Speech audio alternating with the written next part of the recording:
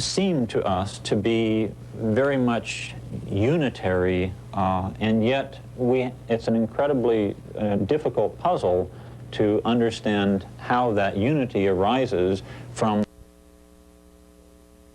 richly interconnected, and we know that the processing is a highly dynamic flow of information through these many areas, but the challenge of explaining the unitary nature of perception is one of the formidable questions for future decades of research. While some researchers are studying the nature of visual perception, others are focusing on its development. Strabismus, or crossed eyes, is one form of visual impairment that can distort the child's growing perception of reality. Can you put some glasses on for me? These are special glasses. And very good. And inside here's a fly. Can you see this fly? Can you pick up the fly wings? That's right. That's exactly right. Wonderful. You did very well. Strabismus is misalignment of the eyes, where the eyes are not directed to the same object of regard. They can be in or out, up or down, but the idea is that the line of sight is not parallel. Look at that seal. Yes, good. Boy, your eyes look nice and straight. Yes, they do. This patient came to us with crossed eyes, which occurred approximately at birth. You can see from this photograph that the eye is severely turned in. Surgery was indicated to straighten the eyes and to promote binocular vision and fusion. Here we are 1 year after surgery, and the eyes are well aligned. Our goal used to be, several years ago, to straighten the eyes for cosmetic purposes. Our goal now is to straighten the eyes to establish binocular vision and fusion, actually taking the two images and merging them within the brain. So because of the new goal, and it's an important goal, we operate very early on children, even 6 months, 4 months of age for strabismus. Years ago, we used to operate when they're 4 or 5 years of age. Now we find that if we operate late, we can straighten the eyes cosmetically, but the children are not using the eyes together. The potential for normal binocular function is inborn. However, an individual needs to have visual experience in order for the system to develop properly. The newborn infant has a clean slate in terms of vision, and during the first few months of life, the child is rapidly developing and integrating all the visual input inside the brain and the occipital cortex. It's absolutely critical that appropriate stimuli from the eyes enters the brain. If the brain is bombarded with abnormal stimuli, it'll develop abnormally. Strabismus, or crossed eyes, will induce abnormal brain development. Thus, it is imperative that if a child is born with strabismus, that we correct the ocular alignment to allow normal brain development in regards to binocular vision. Hey, baby, peekaboo. Because of the critical period of time in the development of brain centers related to vision, testing for strabismus and other visual problems should begin at an early age when problems are first noticed. We can measure the brain's response to a visual stimulus using electrodes which are placed on the scalp. We start out with large checks, which will evoke a brain response, and we change the stimulus then to smaller and smaller sized checks until we no longer see an evoked response in the brain, and that gives us a measure of the acuity of that eye. We measure monocular acuity in infants in order to give us a measure of binocular function. The binocular function is dependent upon how well the images from the two eyes are integrated to form one image, and also depends upon the quality of the image that's delivered to each eye. Stereopsis is measured by using a method very similar to that used by movies when they try to produce a 3D effect. Glasses are placed on the child, which provides an image which is slightly different to each eye. The difference in these images gives the depth perception effect. By measuring how far off the page the patient perceives the image, that can give us an idea on the amount of depth perception. And it's very important to do this test and to follow children for stereo acuity because it's an indication of their binocular function. It's important not to confuse the binocular from monocular clues. Where binocular vision comes in is close work. Close, fine detail can only be done with excellent binocular vision or stereo acuity. But after about 10 to 15 feet, we basically rely on monocular clues. In studying the relationship between sensation and perception, psychologists have identified two basic processing strategies used by the brain, known as top-down and bottom-up. Bottom-up refers to the role that's played in determining the final percept by the immediate sensory data that's being provided by the sense organs, the impulses coming up to the brain from the retina. Same thing coming from the cochlea of the ear into the brain. That raw data, that's the bottom-up evidence that the brain has to base its perception on. Top-down refers to the interpretive role that's played by expectancies, by memories, by desires, by goals, by emotions. The interplay between the bottom-up sensory data and the top-down interpretive mechanism is what produces the final percept. Expectation plays a crucial role in interpreting the evidence that's presented immediately by the senses to the brain. We always expect to see human faces as right side out, with the nose pointing out towards us and the brows receding inwards. If we show somebody an inside out version of a face, their expectations are defeated in that case. Their expectations of what should be there don't coincide with what's really there, but the expectations can override the sensory evidence and cause us to misperceive the face as popped, so to speak, inside out, vis-a-vis its true depth.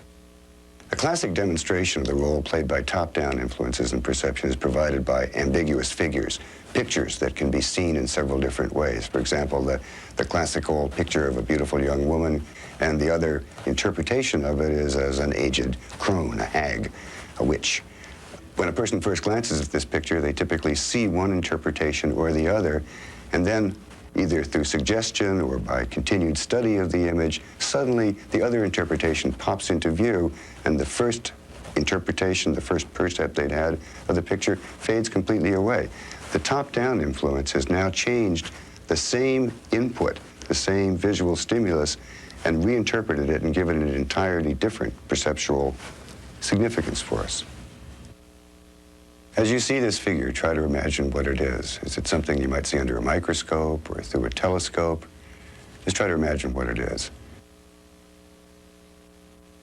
And now see what happens when the sound appears.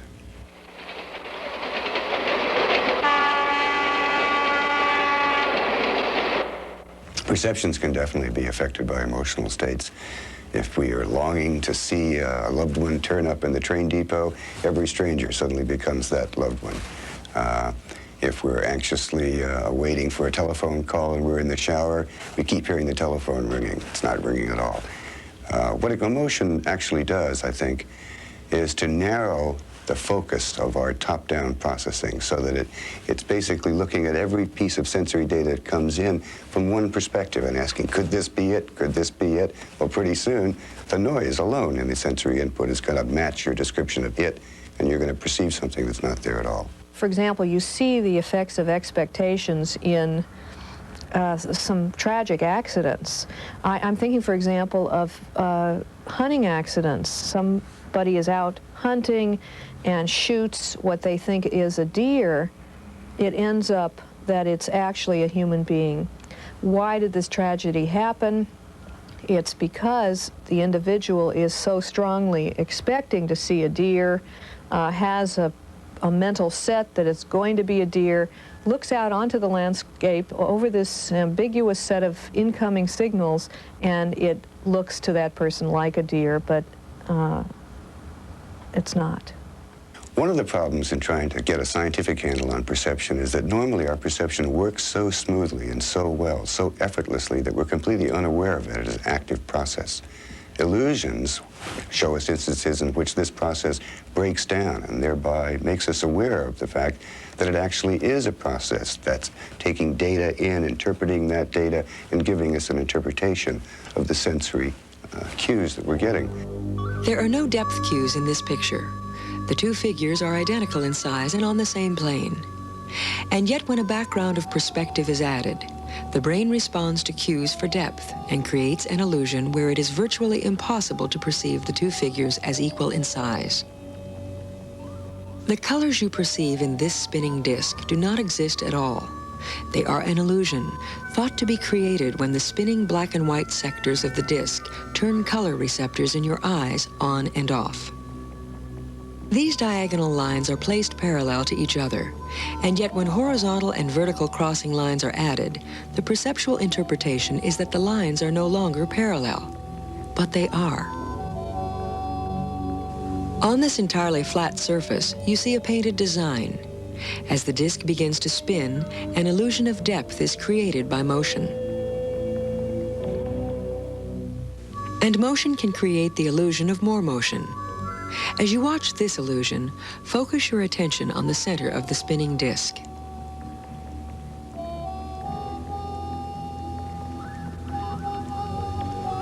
Now shift your attention to the left and focus on the model of the eye. The perception that the eye is moving forward is merely an after effect of previously seen motion, an illusion created by your brain. When we experience an illusion, we're suddenly made aware that this mechanism isn't flawless, that it can break down. And therefore, that gives us some insight into how the mechanism functions in its normal smooth mode. Accurate visual perceptions are especially important when life and death decisions must be made in a split second. A single mistake can have catastrophic consequences on the ship. You can kill yourself, you can kill other people by making a mistake. There is no margin for error. With no margin for error, the way that you prevent error is to concentrate intensely on what you're doing, extracting from your perceptions the accurate information that you need to correctly guide your airplane. But even a pilot who is acutely aware may be fooled by his perceptions. To a pilot who is used to landing on a long, narrow runway, a carrier deck may not conform with his expectations. The landing area just doesn't look long enough. It's very wide and not very long, and you tend to want to make it look longer. Well, the sensation is to be able to make it look longer by getting lower. The tendency is to appear to your senses that you're very, very high, even though you're actually on glide path, and that the glide slope information that you're getting from the ship show you to be on glide path. You can often have to struggle, especially at night, where you're just dealing with the exterior lights of around the periphery of the landing area. The Navy's done some studies and found that pilots making night carrier landings were actually higher stress rated, higher respiratory rates, higher heart rates than pilots in combat. Pilots actually being shot at with bullets flying and missiles coming at you, you're cooler and calmer in terms of stress than actually that last 2 or 3 seconds before touchdown on a night carrier landing. Just as perceptual difficulties can cause stress, stress can affect the nature of our perceptions. For example, the perception of pain. There are some circumstances when it seems the body is capable of ignoring pain. Those can be pretty dramatic. It's known, for example, that soldiers under battlefield conditions sometimes are injured and don't feel the pain. In 1974, a really fantastic discovery was made. It was discovered that the brain has its own naturally occurring morphine-like chemicals, endogenous morphines, or endorphins, and that these substances actually exist in the brain. They are naturally occurring neurochemicals, and that they can have a pain-inhibiting or analgesic quality. There's a concept now that's been worked with laboratory animals showing that certain kinds of stress can actually activate these pain-inhibiting systems of the brain, and we call this stress-induced analgesia. And it would seem that battlefield examples and football game examples may just be examples of this kind of stress-induced analgesia. The discovery of endorphins opened a new and exciting chapter in the fight against chronic pain. Psychologists and neurosurgeons discovered that an area of the brain, known as the periaqueductal gray, releases endorphins when given low levels of electrical stimulation. Dr. John Libeskind at UCLA really defined the mechanism by which stimulation in the periaqueductal gray and the release of endorphins relieves pain. And it was Libeskind's work in this area that led neurosurgeons, including myself, to use this technique for treating pain in people. One of the methods for treating pain is implanted electrodes within the brain. This method is based on the idea that from one part of the brain, certain chemicals, generally called endorphins, can be released by stimulation and relieve the pain. There's another area called the thalamus from which we believe electrical stimulation can block the pain directly without the release of chemicals. Neurosurgeons have found that pain can be controlled by placing electrodes in two areas of the brain, the periaqueductal gray region to promote the release of endorphins, and the thalamus to close the so-called pain gate. After the electrodes are implanted into the targets in the brain, the electrodes are allowed to come out through the scalp, and a stimulator is connected directly to the wires, and we then try to assess the effectiveness of stimulation over a period of about a week. The stimulator can be programmed to stimulate in cycles. Those cycles can be varied depending on the patient's needs. I just know they're on because I have no pain, but I don't feel any sensation at all. If the stimulators are adjusted to a little bit higher setting, then I'll feel, for a couple days, I'll feel tingling down the right side of my body when my thalamus stimulator's on. And I feel a little bit of a floaty feeling when the periventricular gray stimulator is on. But otherwise, once I get used to it, then I only know they're on because I'm free of pain. Patricia's condition was that she suffered severe and intractable pain in the face. Her life was devastated. She, because of just extremely strong moral power on her part, was able to continue working, although she missed a tremendous amount of work. She was taking large doses of medication. In the sense of functioning in normal activities of daily living with her husband, in her household, with her children, she was non-functional. I remember sitting in Dr. Young's just crying the first time I met him because life looked just totally bleak. And I went to Europe this summer, and I'm getting ready to celebrate my 20th wedding anniversary, and looking forward to a new year of school and another class of 6th graders, and it's changed my life. We've spoken of how stress can actually block pain, and yet we know from common experience, and all medical doctors know too, that anxiety can actually make pain worse. So it seems as though we have a conflict here. How can it be that stress is making pain better, but anxiety is making pain worse?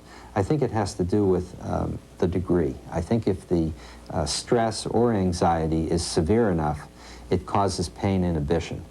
But if it's not, it can actually exacerbate the pain, make the pain worse. Psychological treatment of pain is important and can be very effective. The psychological therapy affects primarily the patient's perception of pain, their understanding of how their pain feels. It doesn't necessarily affect the underlying cause of the pain or the pain itself. But because the perception and suffering associated with the pain are what causes the stress, when that is reduced, the patient's overall pain is better. Sensation provides us raw data about the world around us and the world within us. To make sense of this information, our brains must interpret it and organize it into meaningful patterns. This active process of constructing reality, which we call perception, is remarkably accurate, but not infallible. Through research, psychologists are learning more about how perception develops, how an understanding of perceptual errors can be life-saving, and how perceptual processes can be modified to make life better. Our sensory and perceptual abilities come to us so effortlessly and automatically that we can easily take them for granted. Yet we should not, for these abilities enable us to experience the richness and wonders of reality.